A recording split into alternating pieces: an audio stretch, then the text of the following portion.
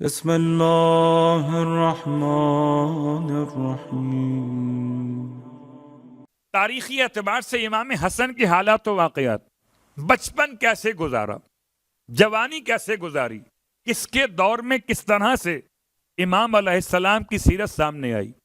آئیے میں بچپن کے اشارے سے آتا ہوں جوانی تک۔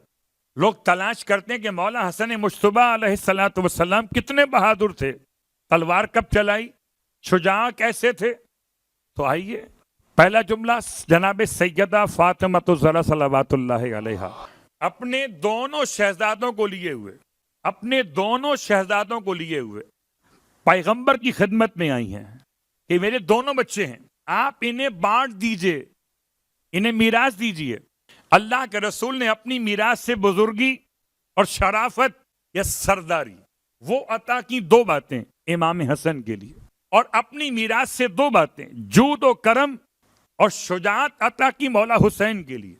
لیکن اس کے ساتھ ساتھ راوی کہتا ہے بچپن سے جوانی تک، جوانی سے آخر شہادت تک مولا حسن مجتبی ایسے تھے اشبہ الناس برسول اللہ خلقا و خلقا و سعدا و ہدیا۔ چار باتوں میں ساتھ تھے۔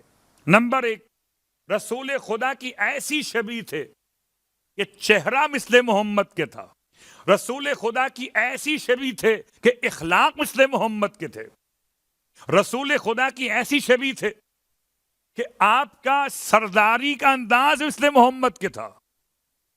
چلتے تھے تو لگتا تھا مصطفیٰ چل رہے ہیں۔ آپ کا انداز ہدین، جب کسی کو بانٹتے تھے تو مثل محمد مصطفیٰ کے بانٹتے تھے۔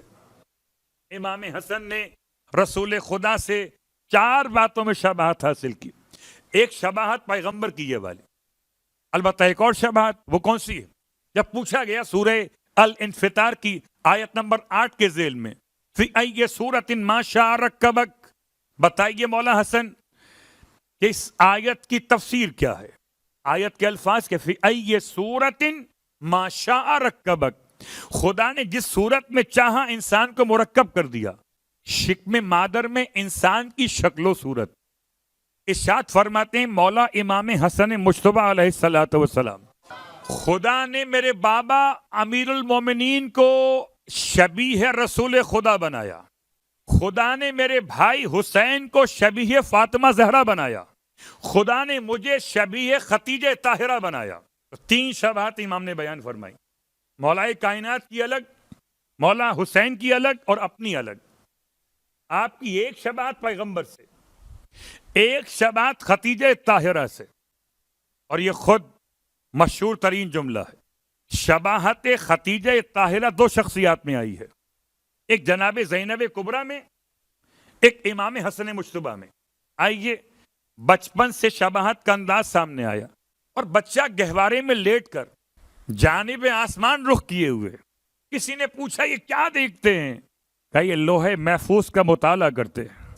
گہوارے میں لیٹ کر لوہے محفوظ کا مطالعہ کرنا، پھر گہوارے کو ہلانے والی ماں کیا جملے ادا کرتی ہیں۔ ہمارے اور آپ کے درمیان جو مائیں بچوں کو سناتی ہیں، جو کہیں لوری کہیں، پویم کہیں، نظم کہیں، اس کے علاوہ اور کچھ نہ کہیں، منقبت کہیں، قصیدہ کہیں، قرآن کہیں، مگر جیسے سیدہ اپنے شہزادوں کو سناتی تھیں، ان کے کلمات دیکھیے۔ فرماتی تھیں اشبہ، اب جھولا جھلا رہی ہیں بیٹے کا، اشبہ ابا کا یا حسن، اے بیٹا حسن اپنے بابا کی شبیہ بن جاؤ۔ حسن کو جھلا رہی ہیں، علی بنا رہی ہیں۔ یہ دست فاطمہ کا، حسن کو جھولے میں ہلا رہی ہیں اور علی کی شبیہ بنا رہی ہیں۔ اشبہ ابا کا یا حسن، اے بیٹا حسن اپنے بابا کی شبیہ بن جاؤ۔ اللہ اکبر۔ میں سوچتا ہوں شہزادی کی بارگاہ میں عرض کروں علی بننا آسان تو نہیں ہے، تو جواب ملے گا اگر خدا اپنے گھر میں ابو طالب کے لال کو علی بنا سکتا ہے تو میں اپنی آغوش میں اپنے لال کو علی بنا سکتی ہوں، کہ میں خدا کی کنیز خاص فاطمہ زہرا۔ اشبع اباک یا حسن، تو کرنا کیا ہے تمہیں؟ وخلع عن الحق الرسن، حق کے ہاتھوں میں بندھی رسیاں کھول دو۔ علی بننا کسے کہتے ہیں؟ بہت غور کیجئے گا۔ اور اگر مولا کائنات کے بعد حق کے ہاتھ کھلے ہوئے ہوتے تو سیدہ یہ ٹارگٹ کیوں دیتی ہیں اپنے لال کو؟ کچھ تو ہے کہ جس کے لیے سیدہ نے حسن کو تیار کیا ہے۔ اور آپ پہچان لیجئے بندے ہاتھوں والا شامی کون ہے اور ہاتھ کھولنے والا مدنی کون ہے۔ وَخْلَعْ عَنِ الْحَقِّ الرَّسَنِ، کھول دے بیٹا حق کے ہاتھوں میں بندھی ہوئی رسیاں۔ سوچتا ہوں زمانہ وہ تھا جب بچوں کے دونوں ہاتھ لپیٹ کر کپڑے میں اوپر سے اسے پیک کیا جاتا تھا، ہاتھ کپڑے کے اندر رہتے تھے، بچہ دن بھر ایسے پڑا رہتا تھا ہاتھ اندر پیک کیے ہوئے۔ بس یا تو وہ مثال مولا کائنات کے لیے تھی کہ بندے ہاتھ کیسے کھولے، کہ جب آیا قریب ابو جہل تو اس کو ایسا جواب دیا کہ تاریخ میں آج تک کسی بچے نے کسی کو ایسا جواب نہ دیا تھا۔ ہم نے سنا ہے کہ انبیاء کے عصمت کی گواہی کے لیے، مریم کے عصمت کی گواہی کے لیے بچہ گود سے بولے، ایسا کہاں سنا؟ تولا تو سنا تھا گود میں، تبرہ نہیں سنا۔ تولا تو سنا تھا، تبرہ نہیں سنا۔ ایسا تبرہ کیا ہاتھ کھلے تو تبرہ کیا نا۔ اب پتا چلا جن کے ہاتھ کھلے ہوتے ہیں، صلوات پڑھے محمد و آل محمد، آگے نہیں بولتے۔ وَاعْبُدْ إِلَٰهًا ظَلْمِنًا، اے میرے بیٹے حسن عبادت کرو ایسے پروردگار کی صاحب منت و احسان ہے۔ وَلَا تُوَالِي ذَا الْإِحَنِ، اور خبردار کسی ایسے سے دوستی مت کرنا جو کینہ پرور ہو۔ بچپن گھر میں کیسا، باہر کیسا، نانا کی گود میں کیسا، ماں کے سامنے سن لیا آپ نے، باپ کے سامنے سن لیا، اور پھر کمال دیکھیے اللہ کے رسول کی گود میں آگے بیٹھے ہیں۔ پورا واقعہ نہیں پڑھتا، خالی اشارہ کر رہا ہوں کہ دور سے آنے والے شخص نے جو پیغمبر کے قتل کی تلاش میں آیا ہے کہ محمد کو شہید کر دے، نفرت سے بھرا ہوا ڈھونڈتا ہوا محمد کو یہاں تک آیا ہے، اور اللہ کے رسول فرماتے ہیں کہ تجھ سے کلام کرے گا میرا ٹکڑا، تیرے ہر سوال کا جواب دے گا۔ اس نے حیران ہو کے پوچھا کیا ٹکڑا بھی بولتا ہے؟ تو اللہ کے رسول نے فرمایا ہاں ٹکڑا بھی بولتا ہے۔ پھر آغوش رسالت سے امامت کے اس پھول نے بولنا شروع کیا، اور ایسا بولنا شروع کیا کہ سامنے والے کے سارے حالات و واقعات کا احاطہ کر دیا کہ میٹنگ کیا ہوئی تھی۔ یاد رکھو کمروں کی میٹنگ کر سکتے ہو، کہتے ہیں نا کہ جناب آن کیمرہ ہونا چاہیے، کمروں کی میٹنگ کر سکتے ہو مگر امام وقت سے کہاں چھپ سکتے ہو؟ تم چلے کیسے، راستے میں کیا ہوا، راستہ کیسے بھٹکے، کہاں چڑھے کہاں اترے، پھر ہم تک پہنچے، دل کی حالت کیا تھی؟ حیران ہو کر وہ کہتا ہے کہ صاحبزادے آپ تو یہ ایسے بیان کر رہے ہیں، آپ میرے اندر موجود تھے، میرے دل کے معاملات کو آپ بیان کر رہے ہیں۔ اللہ اکبر۔ تو جو رسالت کی گود سے بیٹھ کر بولتا ہو تو ضمیروں کے راز کھولتا ہے۔ اللہ اکبر۔ جو گہوارے میں لیٹے تو لوہے محفوظ پڑھتا ہے، جو ماں کے سامنے بولے تو آیت قرآن کی تلاوت کرتا ہے۔ آپ کی جوانی کیسے گزری؟ یاد رکھیں وہ مسلسل دور حکومت ہے غیر معصوم کا، امام حسن مجتبیٰ کا سارا جوانی کا زمانہ ہے، اور امام کی اس جوانی کے دور میں امام علیہ السلام کی سیرت پر امام سجاد علیہ السلام کے الفاظ سن لیجئے۔ ارشاد فرماتے ہیں چوتھے امام علیہ السلام، چوتھے امام وہ ہیں کہ جن کو امام حسن نے پالا ہے، جس کو حسن پالیں وہ سجاد بنا کرتا ہے۔ تو سجاد کے مربی کو حسن کہتے ہیں. کون بتائے گا کہ حسن کے سجدے کیا ہوتے تھے؟ سجاد بتائیں گے. فرمایا کانا الحسن ابن علی ابن ابی طالب علیہم السلام. تھے حسن ابن علی ابن ابی طالب کیسے؟ اعبد الناس فی زمانہ ہی، اپنے زمانے میں تمام انسانوں میں سب سے بڑے عابد تھے. کون کہہ رہا ہے؟ زین العابدین کہہ رہے ہیں کہ امام حسن اپنے زمانے کے سب سے بڑے عابد تھے. وہ ازہدہم، اور اپنے زمانے کے سب سے بڑے زاہد تھے. عابد اور ہے، زاہد اور ہے. عابد عبادت کرتا ہے، زاہد غیر خدا سے منہ موڑ لیتا ہے. وہ افضلہم، اور اپنے زمانے میں سب سے افضل تھے. وہ کانا اذا حج ماشین، اذا حج ماشین. کیا تھے حسن؟ کہہ رہے ہیں امام سجاد جب حج کیا حسن نے تو پیدل کیا،